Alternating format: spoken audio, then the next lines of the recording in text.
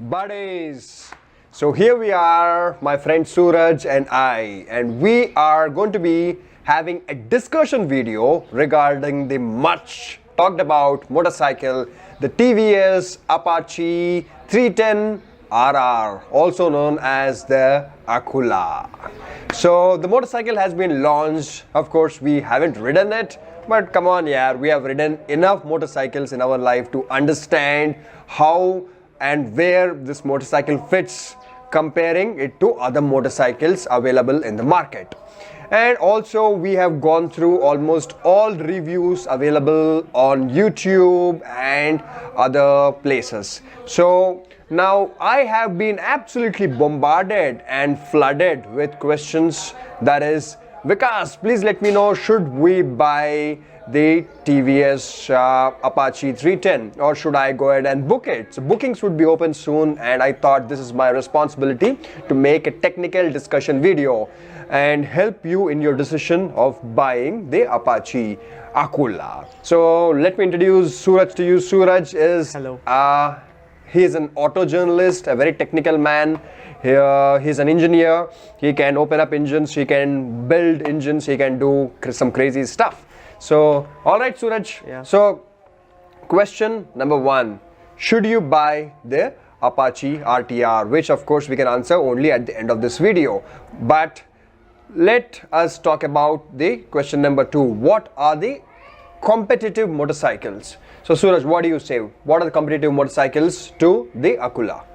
So the Akula is priced at 2.05 lakh ex-showroom, which is actually a monopoly when compared to others. Sure. I mean, the 390 is far more expensive and far more powerful when compared to the RR 310, and the CBR 250 is far too old and obsolete enough to compete with this.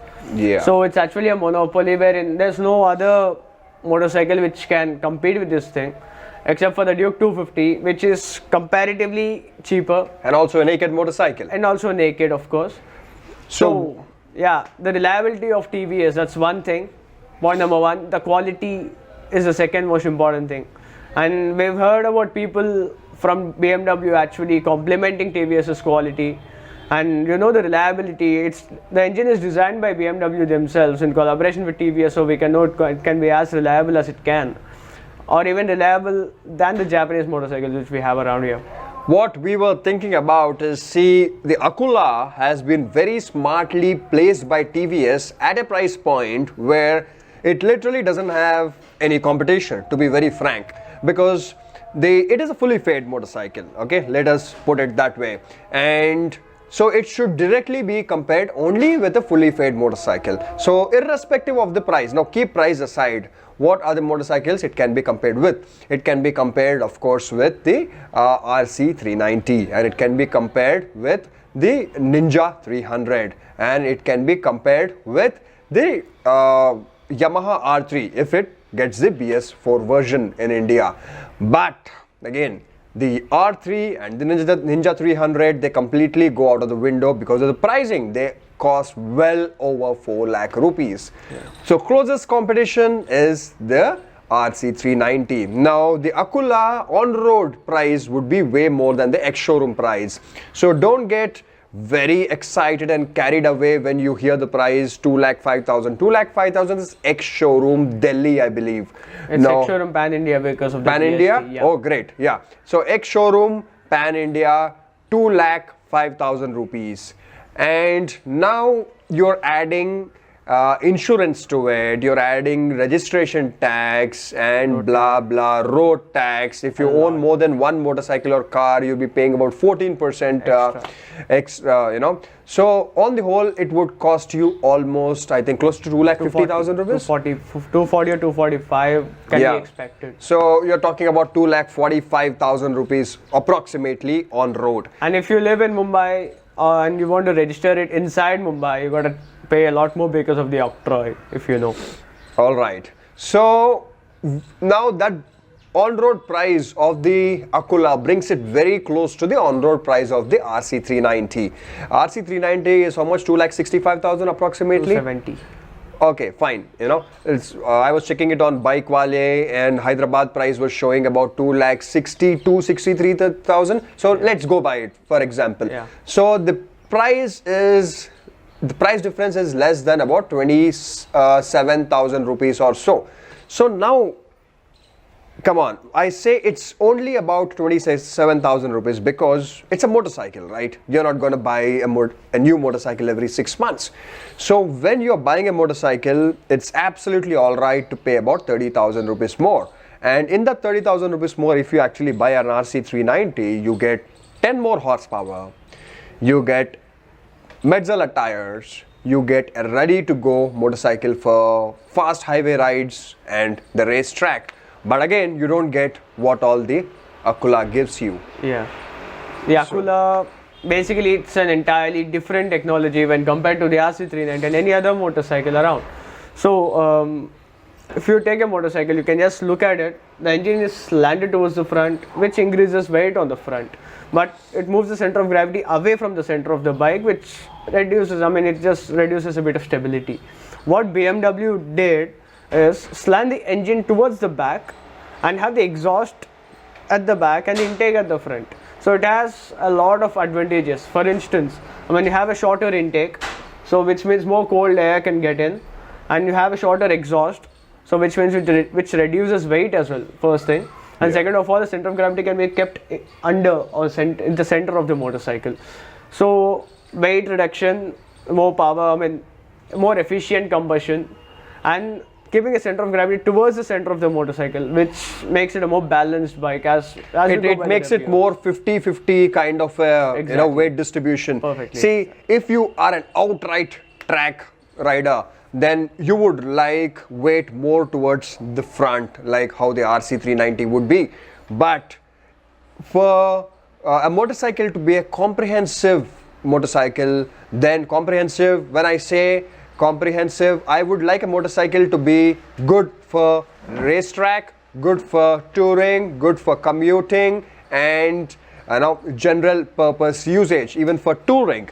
So when you place RC390 near it, RC390 is, you can tour on it, but is it made for touring? Absolutely not. No. Is it made for city? I would say no, because the gearing is too tall. So if you're stuck in bumper to bumper traffic, you'd be stuck in only first or second gear. And it emits a lot of heat because it's very high compression engine, very close to 13:1. So that is more than superbike compression ratio. So, and can you put a pillion on the RC? It just about has a seat which can, in case there's no option, you can make someone sit there. So keeping all those things aside, RC is only a fast riding motorcycle. It is not meant for anything apart from that. So if you are looking for a motorcycle which is very versatile, if I'm not taking price into consideration, then I would put the Ninja 300, very close to the Akula, because Ninja 300 is good for touring. It is great for track in case you do all the modifications like rear sets and better tires and the suspension and everything. And Ninja 300 is really good for city traffic. It doesn't heat up so much. Because but it's a twin. It's a parallel twin, so it doesn't heat up as much. Yes. And I got one point regarding the RC390. We see all track ready road bikes like the ZX10RR and all that stuff. For the 300 to 400 segment, the RC390 is exactly like that. All you need to do is remove the headlight, remove the tail, you're good to go. True. RC390, you can just take it out of the showroom, do basic running in, take it onto racetrack, and everything is right there for you. The suspension, the gearing, the tires, the power, everything is right there for you. But again, life is not only a racetrack. So that is the reason we always keep looking for a comprehensive motorcycle. So now fine, we understand that the great price point where Akula has been placed, almost no bike is actually touching it. We can talk about the Duke 250, but Duke 250, number one, the brakes are awful. So you would have to do a lot of working on the brakes, put new brake pads, do something to the master cylinder, blah, blah, blah, and somewhere you get close to the brakes. And I heard the Akula has fantastic brakes. That is what reviewers were saying. And also the Duke 250 is a naked motorcycle. So there is truly no real comparison, but fine, it's still a motorcycle. So you can compare it.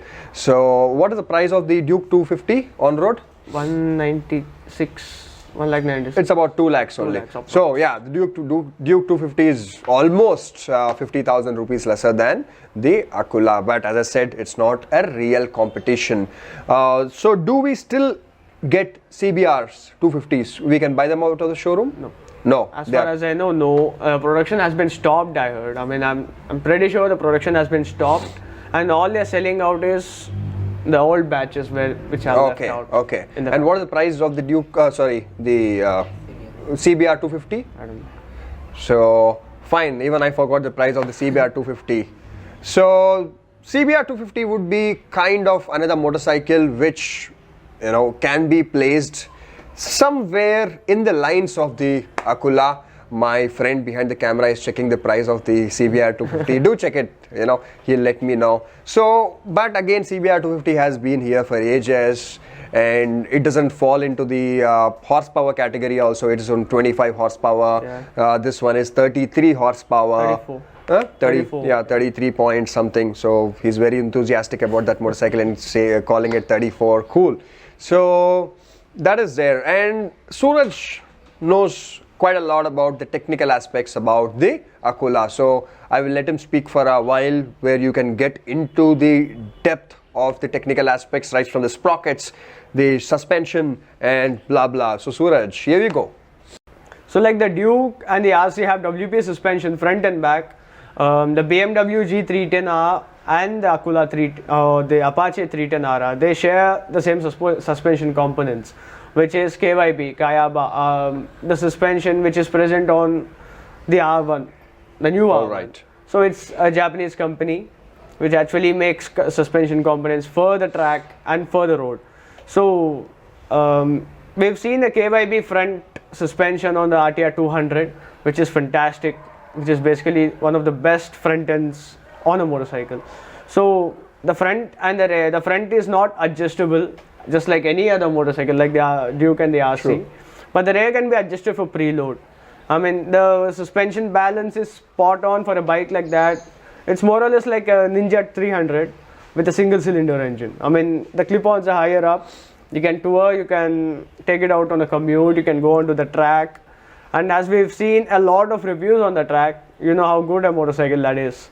So it is planted, the aerodynamics, we have a lot of talk about aero and all. And you're also mentioning that the suspension is on the softer side. Slightly on the softer side on the front. Yeah. But it's all compensated because of the positioning of the engine, wherein it becomes more planted. Yeah. So what can we do to make the suspension stiffer? I mean, to make the suspension stiffer, you can use a thicker fork oil on the inside. On the front, yes. Yeah. So which makes it a bit stiffer. I mean, the more thicker the oil is, the more effort it takes to go in or to compress. Correct. So it makes the front end harder. So what he wants to say is that in case you're a track guy, or you have nice winding roads near the place that you live, and you want to take the Akula there and you want stiff front suspension, then what you can do, as it's not adjustable, what you can do is you can take out the fork oil and put much thicker fork oil inside. That is a job which can be done by the service center person or experienced mechanic. He can do it, and that is when the suspension on the front becomes much stiffer. Yeah. And the sprocket, you're mentioning something about it. It's got interesting calculations. So the BMW G310R and the Apache 310, they share almost everything. It's like the Duke and the RC.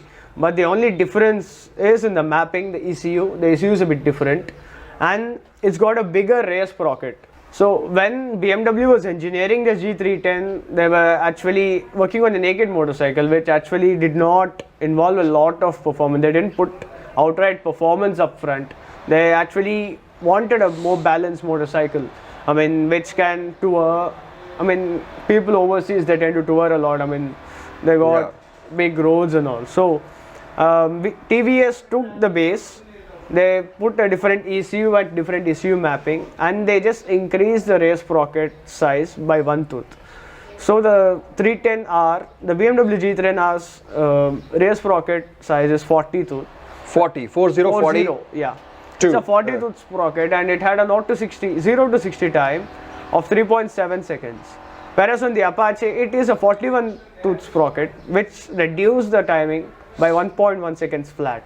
So basically, this is how science works, friends. Mechanically, the rear sprocket, if you put a bigger sprocket, the low end acceleration increases, all right? And if you make this sprocket smaller, rear, then the low end decreases and the top end increases. So earlier, while the engineering was being done for the naked version of the 310, they had the 40 tooth sprocket. So probably the top end was better, but the low end was 3.7 seconds. But great job done by the TVS engineers that they decided we need more of acceleration from 0 to 100, 0 to 60, which would actually make us happier, correct? So they increased this rear sprocket by 1 tooth, made it 41. So that is where the acceleration has improved so much that it is doing 2.6 seconds only from 0 to 60 kilometers an hour. So any more interesting facts about this motorcycle? The Apache 310 actually has a lot of similarities in the level of specifications with the Duke and the RC390. Whereas it's got dual channel ABS, it's got a digital console, which actually is a bit different when compared to the... I'm not very happy. One thing I would say I'm not very happy is the console. It has got this oval kind of a shape, very weird oval kind of a shape. I mean, again, I'm not someone where for one single thing I would say I'm not going to buy the motorcycle. I'll probably still be interested in buying it, but that is one downer on that motorcycle is the console. Not happy at all with it. So another thing Suraj was mentioning is that the tires are not soft compound or even medium compound. They are Michelin hard compound, is it? Yeah. Okay. They're more towards durability when compared to say the Pirelli Rosso 2s and 3s and the Metzeler M5s. So for a bike which has got such a capability of carving corners on the track, I mean, at least a Rosso 2 would suffice because we have a lot of options. We have a lot of options in the 150 by 60 segment. So you got the Rosso 2, Rosso 3 in Pirelli. You got the Metzeler M5 and M7, both H&W rated, and if you're on a very tight budget, you even get the MRFs, FC1 and FC1s, which are actually pretty good for the price point. So that is another thing you can think about. If you are someone who's into touring and all that, doesn't matter. If you're commuting, it doesn't matter. You can use the same stock tires. But if you are a track guy, then probably you would want to sell them to someone and put on good medium or soft compound tires onto the Akula after you purchase them. So also now talking about fuel efficiency, I'm very sure that the Akula's fuel efficiency would be way better compared to an RC390 or or what. I mean, that is the only immediate competition so that we are talking about. On to you, Suraj. So it's got the most aerodynamically designed fairing in the 300 to 400cc class. It's got LED headlights, it's got a digital console, it's got 34 horsepower and 27 Newton meters of torque. Sorry to pause. Also, the digital console has everything. It's got gear shift indicator, it's got trip computer, it's got everything that we actually need. So including the clock and a lap timer. Yeah, lap timer, beautiful. If you are on a racetrack, it really helps. Lap timing. When you finish the lap, just hit that and it keeps recording lap timing. Exactly. Sorry to pause you. Keep going. And continuing with the TVS tradition, you get the 0 to 60. I mean, you get the top speed and the 0 to 60 time. Very good. A comprehensive console. I mean, a console computer is doing all the job that is needed. Yes, Suraj. So yeah, the good things you were mentioning about. Yeah, it's got KYB suspension, front and rear. It's got 110 and 150 section tires, front and back, wherein you have a lot of options to choose from. And you got an LED tail light. You got a comfortably yet sporty riding position. You can compare it with the Ninja 300 in fact, because it's got a rear set foot peg, but you get a slightly higher handlebar positioning, which is actually true.